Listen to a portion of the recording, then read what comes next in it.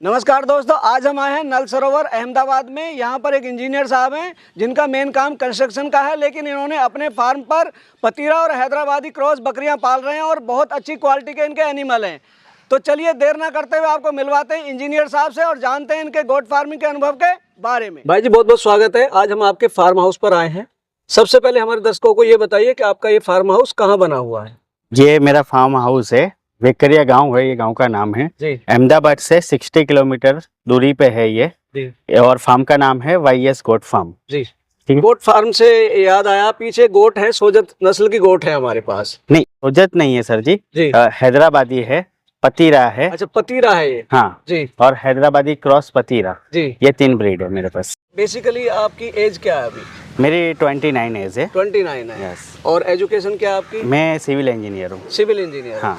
आपने farm house बनाया हुआ है। हाँ। फार्म हाउस में एक पार्ट में आपने गोट पाली हुई है जी। तो कैसे विचार आया गोट पालने का?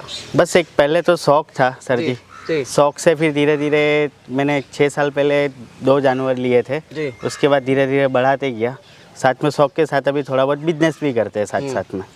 एक महंगी ब्रीड मानी जाती है हैदराबादी पतीरा। हाँ ठीक है ना, तो पतीरा ही क्यों चुनी आपने? बस सबसे पहली बात तो मैंने आपको बताई कि शौक था जी। और स्पेशल ब्रीड का शौक था, मतलब जो अच्छी चीज़ें, ये चीज़ में मैंने फिश वगैरह भी, एक्वेरियम वगैरह भी मैंने शौक से बनाए थे घर अच्छा। पे। ऐसी मेरे को पहले से सब चीज़ों की शौक है जी। तो मैंने इसके लिए ब्रीड चुनी थी।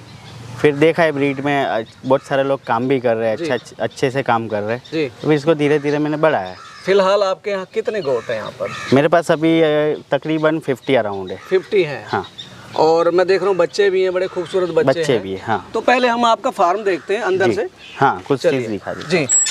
अच्छा, ये आपका जो सेटअप है बेसिकली ब्रीडिंग सेटअप है ये? हाँ, ब्रीडिंग सेटअप है। आप पतीरा की ब्रीडिंग कराते हैं? हाँ, पतीरा और हैदराबादी की ब्रीडिंग करवाते हैं। मेरे पास अभी 22 अराउंड फीमेल है जी, जो ब्रीडिंग के लिए ये। तो अभी खाने का क्या शेड्यूल रहता है इनका?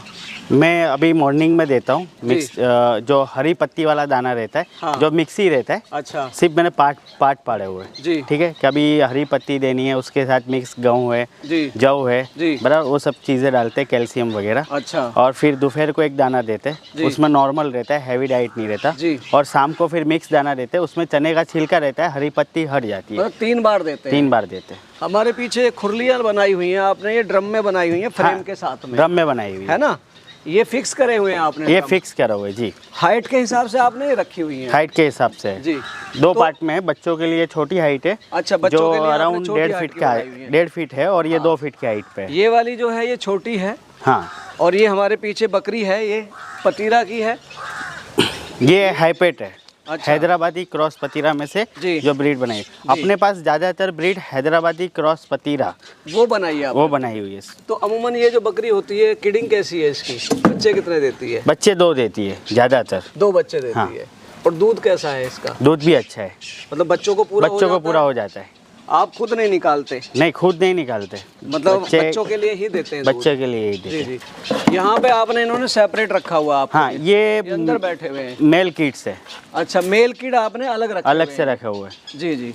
अच्छा, पीछे भी देख रहे हैं बहुत सुंदर बच्चे बैठे हुए हैं वहाँ पर, 4 हाँ, वो छोटे बच्चे में जो अभी रिसेंटली बॉर्न हुए, अराउंड 10 डेज अराउंड होंगे जी जी जी। अच्छा, जो ये आपके पास ब्रीड है क्रॉस पतीरा? हाँ। क्या खासियत है, कैसी ब्रीड है ये ब्रीड कैसा है कि पूरा गुलाबी रहती है जी। ठीक है, पतीरा पहले गुजरात की पतीरा फीमेल गुजरात की नस्ल है। अच्छा। ठीक है, और हैदराबादी जो हैदराबाद से डेवलप हुई है जी। हैदराबादी मेल रहता है और पतीरा फीमेल रहती है। अच्छा। वो दोनों का हम क्रॉस करवाते हैं जी। वो दोनों के क्रॉस करवाने के बाद पतीरा फीमेल वाइट रहती है। अच्छा। हैदराबादी में कलर रहता है। अच्छा। ठीक है, और जो क्रॉसिंग के बाद वो पूरा जो सामने जो भी रिजल्ट आता है वो पिंक में रहता है। अच्छा। और कान उसके बड़े हो जाते हैं और अच्छी सी नस्ल बन जाती है। ये वेट लेने में कैसी है, कितने वजन का हो जाता है? हाइट का हाइट थोड़ी बहुत उसकी 38-40 तक जाती है जी, बराबर इसमें हाईपेट में। और वेट जाता है 100 आसपास अराउंड जाता है। ये कितने समय में ले जाता है 100 kg? हाँ, ये बात रखी है, तो ये अराउंड 1.5 साल तो लगता है। 1.5 साल 100 kg? हाँ। अच्छा, बच्चे जैसे 3 महीने का बच्चा होता है, हाँ, जब तक माँ का दूध पीता है, वो कितना वजन ले जाता है 3 महीने में? इसका वेट अराउंड 15 से 20 किलो आराम से हो जाता है। फिर बच्चे पे रहता है कि किसका किस तरह का है। हाँ, मतलब हर बच्चा उस तरह नहीं, कुछ बच्चे अच्छा भी वजन लेते हैं। जैसे एक घर में 4 भाई हैं तो सबकी हाइट और वेट सबका बराबर नहीं होता। हाँ, उसका अच्छा भी होता है जी। ये हाईपेट में है। अच्छा, मतलब हैदराबादी क्रॉस पतीरा जो मैं बोल रहा हूँ जी, ये हाईपेट ब्रीड है जी। और इसी के 3 बच्चे हैं। दूध भी बहुत अच्छा है। हाँ, दूध में भी देखिए, अटर देखिए इसका, और बच्चे बहुत खूबसूरत है। आप देखो, कान देखो इनके बच्चों के, बहुत अच्छी यूनिक क्वालिटी में, आंखें भी सफ़ेद हैं इनकी। ये कितने दिन के बच्चे हैं? ये अभी तकरीबन 10 दिन के ही हुए। अच्छा, 10 दिन के बच्चे हैं। आपने इनको अलग रखा हुआ है? हाँ। रखने की क्या वजह है अलग इनको? बस छोटे बच्चे, पहले हम छोटे जो 3 महीने के हैं, हाँ, वो अभी बाहर दिन में धूप निकलती है तो इस तरह केज में रखते हैं। अच्छा। और वरना फिर अंदर के एक रूम बनाया हुआ है सेपरेट, और रूम में रहते हैं। तो बाहर ये है कि इनका कम से कम विटामिन डी शाइनिंग आए, हाँ, खेलें कूदें, इस वजह से आपने बाहर रखा हुआ कि बाहर की दुनिया को भी जाने। हाँ, फिर अंदर कर देते हैं। और 3 महीने के बाद फिर हम दूसरा सेपरेट रूम है, 3 से 2 महीने तक वो फिर दूसरे रूम में रखते हैं। हाँ। और फिर 5 महीने के बाद हम इसको बाहर, जब मेल होते हैं हाँ, तो मेल ये केस में भेज देते हैं। हाँ, और फिर फीमेल होती है तो फीमेल वाले में कर देते हैं।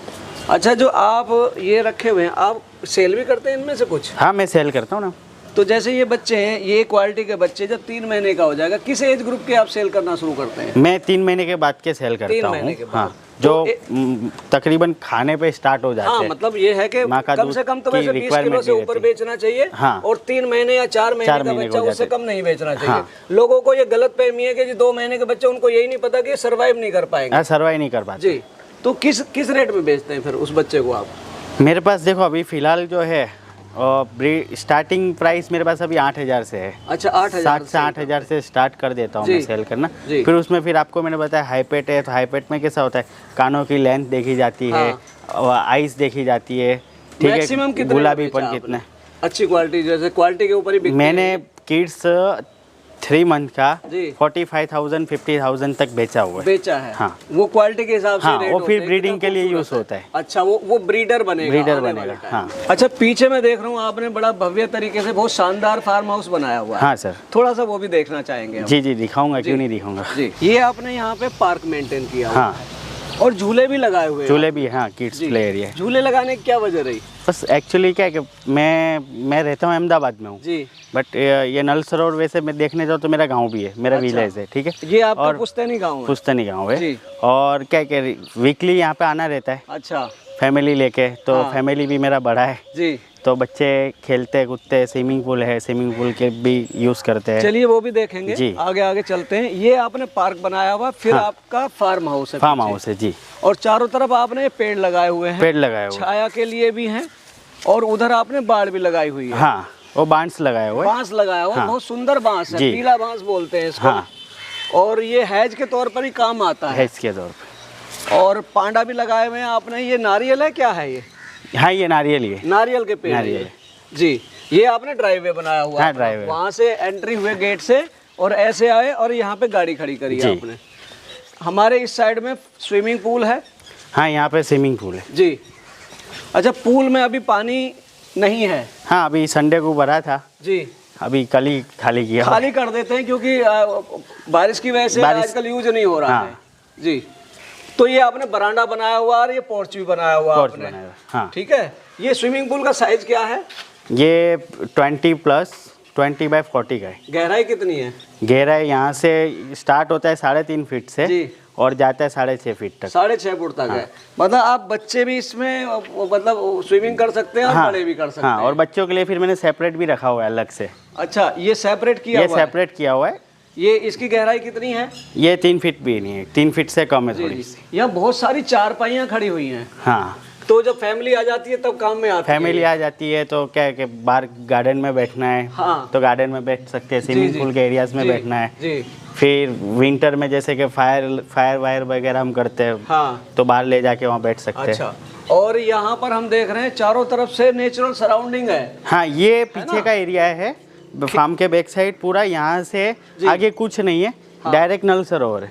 नल सरोवर कितने एरिया का बना हुआ है? नल सरोवर 120 किलोमीटर की रेडियंस रखता है। मतलब यहाँ एक बड़ी वाटर बॉडी है। हाँ, बड़ा लेक बोलते हैं जी।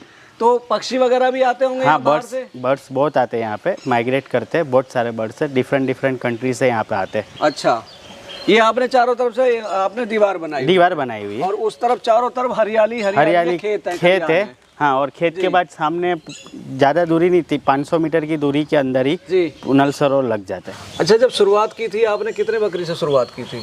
सर जी, मैंने जब फार्म एक्चुअली मैं घर पे अहमदाबाद में रखता था, जी। 1 या 2 गोट्स रखता था शौक से, जी। थोड़े टाइम रखता था फिर बेच देता था, इस तरह करता था। हाँ। और फिर मैंने जब यहाँ पे फार्म बनाया 14 फरवरी पुलवामा अटैक हुआ था ना जिस हाँ, दिन, जी। उस दिन मेरा फार्म का ओपनिंग था, मतलब अच्छा, फर्स्ट डे था जी तब से ये मैंने गोट फार्म यहाँ पे पूरा सेपरेट बनाया हुआ है। जी ठीक है, और तब से स्टार्टिंग में मैं 3 फीमेल जी। और 1 मेल लाया था जी। और जो किड्स थे बड़े नहीं थे, एक ही फीमेल बड़ी थी और बाकी किड्स लाया किस था। रेट में ली थी जब आपने? मैंने तब मेल जो किड्स लाया था वो 51,000 का लाया था। अच्छा। 3 मंथ का था। जी। और फीमेल जो छोटी 3 मंथ की थी वो एक 30,000 की और एक 35,000 की जो ये purchase की आपके थी। पास पतीरा क्रॉस है, हाँ, अमूमन एक बकरी जो एडल्ट बकरी होती हाँ। है, एक गाभिन है या बच्चे दी हुई है, कितने की आती है? सर जी इसमें यही है कि क्वालिटी का कमाल जी। है। तो अभी मैं देखो बाकी के लोगों का पता नहीं, पर मेरे वहाँ तो 15-20 हज़ार से स्टार्टिंग है। अच्छा। फीमेल की जो गाभिन फीमेल आप बोल रहे हो वो भी मिल जाएगी। नहीं, बिल्कुल जायज रेट बताएं आपने। हाँ। कोई बढ़ चढ़ के नहीं बताया, बढ़ चढ़ के नहीं बताया, सच्चाई है, ठीक है ना? हाँ। पतीरा के नाम से लोग बहुत ज्यादा पैसे मांगते नहीं हैं। हाँ वो है, और मांग चलो, मिसगाइड करते हैं कहीं ना कहीं। एक अच्छी बात बताइए कि आपके यहाँ इस रेंज से शुरुआत हो जाती है जी। अच्छा, जो ब्रीडर है मैं देख रहा हूँ बड़ी अच्छी क्वालिटी का ब्रीडर है। हाँ, अभी मेरे पास अभी एक ब्रीडर में यूज़ कर रहा हूँ और 3 बच्चे मैंने जो घर के ये अभी रेडी हो गए, मतलब अभी भी 3 मंथ के बाद जो मैं ब्रीडिंग के लिए यूज़ करूँगा और बच्चे भी आपको दिखाऊंगा सिर्फ क्वालिटी के लिए कि क्या चीज़ है, लोगों को भी समझ में आए। ये ब्रीडर किस एज का और वजन कितना है इसका? मेरा जो ब्रीडर है वो तकरीबन 1.5 इयर्स का है। अच्छा। और उसका वेट होगा 80 के आसपास। 80 किलो वजन है। तो आपने खरीदा था? नहीं, घर का ही बच्चा है। अच्छा, घर से ही तैयार किया जो आज आप यूज कर रहे हैं? हाँ, जो मेरे एक पर्टिकुलर क्या था पर टाइगर लाइन के नाम से यूज होता था। अच्छा। जो मतलब जो अभी ब्रीडर है उसका फादर जो मेन टाइगर था जी। अभी रिसेंटली 1 साल पहले उसकी डेथ हो गई, मेन ब्रीडर की। जो मैं 51,000 में लाया था। जी। सबसे पहला बच्चा 2018 के आसपास का, वो बच्चा अभी रिसेंटली 1.5 साल पहले उसकी डेथ हुई और उसी का बेटा है। और इसमें ज़्यादातर फीमेल वगैरह बच्चे भी उसी के लाइन से आ रहे हैं जी।